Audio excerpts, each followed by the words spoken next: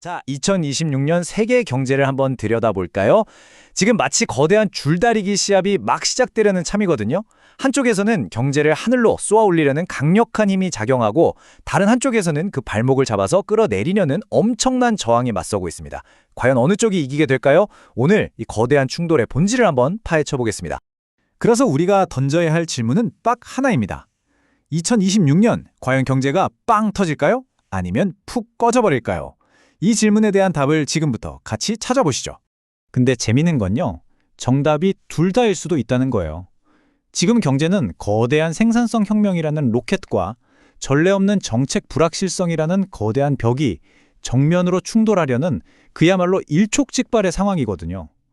이 대결의 결과가 모든 걸 결정하게 될 겁니다. 자, 그럼 먼저 경제를 막 밀어올리는 이 강력한 성장 엔진부터 한번 뜯어보죠. 도대체 뭐가 이렇게 경제를 끌어올리고 있는 걸까요? 그 첫 번째 주자는 바로 하나의 크고 아름다운 법안. 이름도 거창하죠? OBBBBA라고 불리는 법안인데요. 이게 뭐냐면 2017년에 대규모 감세를 아예 영구적으로 만들고 특히 미국 내 제조업을 살리기 위해서 법인세를 추가로 깎아주는 정말 파격적인 재정 부양책입니다. 아니, 그럼 돈을 얼마나 푼다는 걸까요? 자, 보세요. 앞으로 10년 동안 나라 빚이 무려 3조에서 5조 달러가 늘어날 거랍니다. 이게 진짜 감도 안 오는 어마어마한 돈이죠. 아니, 이 돈이 다 어디서 나오나 궁금하시죠? 표를 한번 뜯어보면 답이 바로 나와요. 세금은 4조에서 5조 달러나 깎아주는데 정작 허리띠 졸라매서 아끼는 돈은 훨씬 적잖아요. 그러니까 버는 것보다 쓰는 게 훨씬 많아지는 구조. 딱 그거죠. 그리고 또 다른 엔진이 있습니다. 바로 AI 혁명이죠. 이게 그냥 뜬구름 잡는 소리가 아니고요. 이미 실제 GDP 성장률을 1%포인트 넘게 끌어올리고 있는 진짜 실체가 있는 동력이라는 겁니다. 생각해보세요.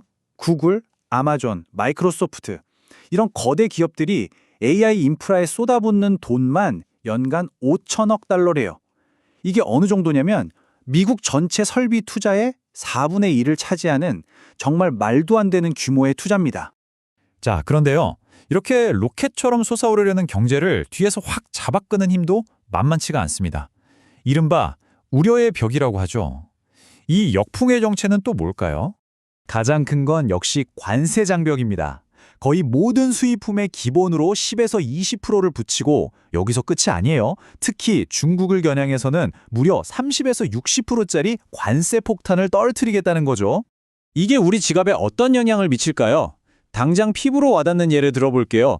수입차 한 대 사는데 갑자기 6,500달러, 우리 돈으로 800만 원 이상을 더 내야 할 수도 있다는 얘기예요. 이 부담 결국 누가 지나요? 고스란히 소비자가 떠안게 되는 거죠. 그리고 아까 봤던 그 OBB 부양책 있잖아요. 이게 딱 동전의 양면 같아요. 한쪽으로는 성장을 밀어주지만 다른 한쪽으로는 국가 부채라는 어마어마한 족쇄를 채워서 경제를 끌어내리는 힘으로도 작용하는 겁니다.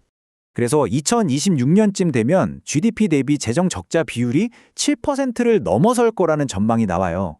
이게 얼마나 심각한 거냐면 역사적 평균이 3% 정도였으니까 그 2배를 훌쩍 넘는 한마디로 경고등이 번쩍번쩍 켜진 수준입니다. 자, 바로 이겁니다. 이게 바로 2026년 경제를 관통하는 핵심 구도예요. 왼쪽을 보세요. 감세와 AI 붐이 밀어! 하고 외치고 있죠. 반면 오른쪽에서는 관세랑 국가 부채가 당겨! 하면서 버티고 있는 겁니다. 정말 팽팽한 줄다리기, 맞죠?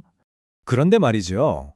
이 팽팽한 줄다리기 판에 누구도 예상 못한 변수가 하나 끼어듭니다. 바로 와일드 카드죠. 이게 뭐냐면 인플레이션의 흐름을 단번에 바꿔버릴 수 있는 에너지 시장의 움직임입니다. 2026년이 되면요. 전 세계적으로 기름이 남아돌 거라는 예측이 나오고 있어요. 하루에 무려 384만 배럴이요. 이건 정말 시장의 흐름 자체를 뒤바꿀 수 있는 엄청난 양입니다.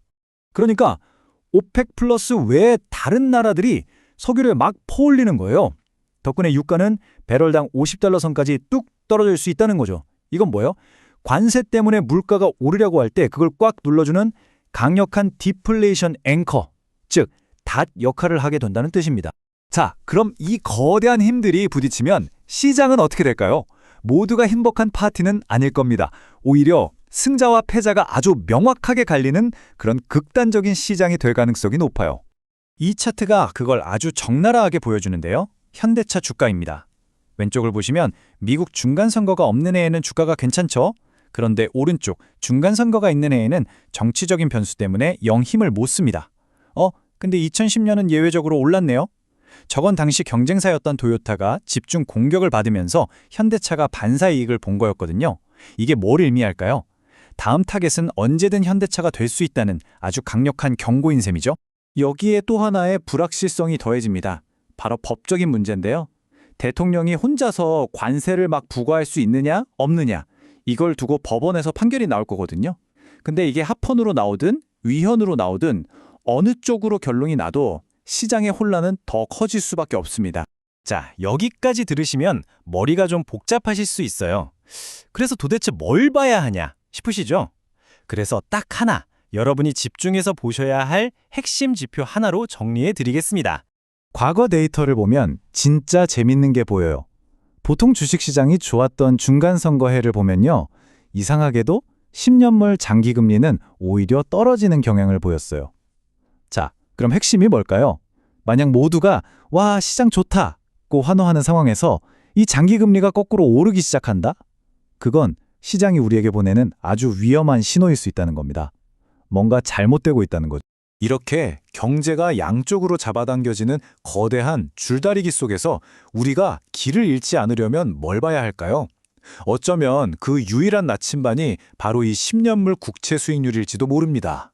과연 이 싸움의 승자는 누가 될지 우리는 이 지표의 움직임에서 눈을 떼면 안 되는 이유입니다.